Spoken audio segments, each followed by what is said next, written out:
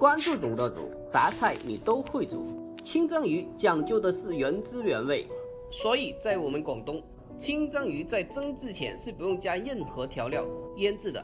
做法其实是非常简单，还不会的赶紧收藏起来，下次试做一下。今天我们安排一条食人鱼，正宗亚马逊的食人鱼。大家看一下这个牙啊，非常的锋利，我靠，咬一下不得了啊！你看这个牙，咬一下不得了。开玩笑啊，这是食人鱼的老表，这个学名叫做淡水白鲳，俗名的话我们叫做红鲳鱼。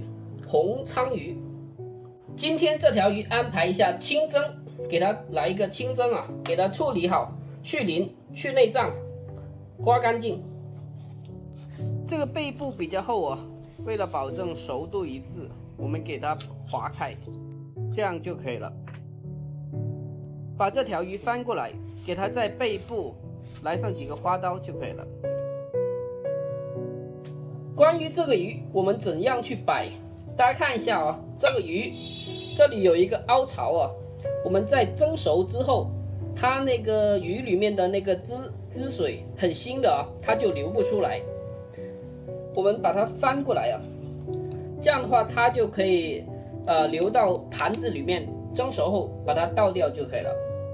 底下用东西垫起，这样的话上下熟度就一致了。然后再摆上一点姜葱，这样的话可以起到很好的去腥作用。下面我们来切一点蒸鱼三丝，首先把小葱切丝装起备用，接着再切一点姜片，然后再把姜片给切成细丝。切这一个刀一定要锋利，不然的话是切不好的。太久没有练刀工了，以前切的比这个还要更加的细。然后再切一点红椒丝，这个搭配一下颜色。把红椒里面的囊给片掉，片薄，然后再给它改刀切成丝。把三丝装起，然后用水清洗2遍，拌均匀备用。下面我们来调制一个家庭版的蒸鱼豉油，2大勺的清水，再加1勺的味极鲜，半勺的万字酱油，再加适量的老抽进行调色。有条件的话可以再加1勺的鱼露，再加入适量的胡萝卜、洋葱、青椒、芫荽还有小葱，再加适量的冰糖，中和酱油的鲜咸度，海米增加酱油的鲜味，最后加少许的黑胡椒粉或者黑胡椒碎。大火煮开后转小火给它煮15分钟。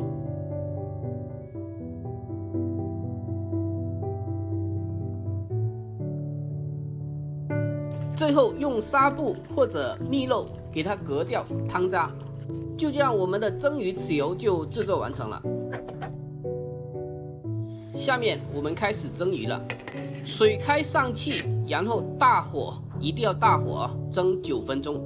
下面让我们就交给时间了。刚刚这个小家伙跑到水盘里玩水，脚都湿了，这一天天的太调皮了。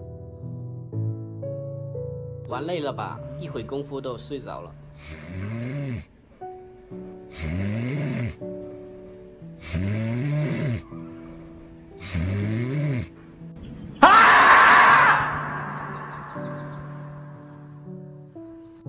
最后大火蒸熟后给它出锅，然后撒上蒸鱼三丝，把花生油烧热，然后浇上去，这样的话可以激发出姜葱的一个香味。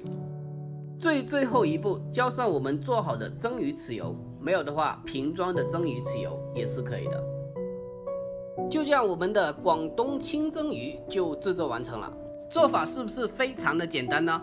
不过下面需要注意几个点。第一，清蒸鱼选材一定要新鲜，活鱼蒸出来肉质鲜美，而死鱼是没有鲜味的，而且死鱼的蛋白质会遭到破坏，就会影响口感。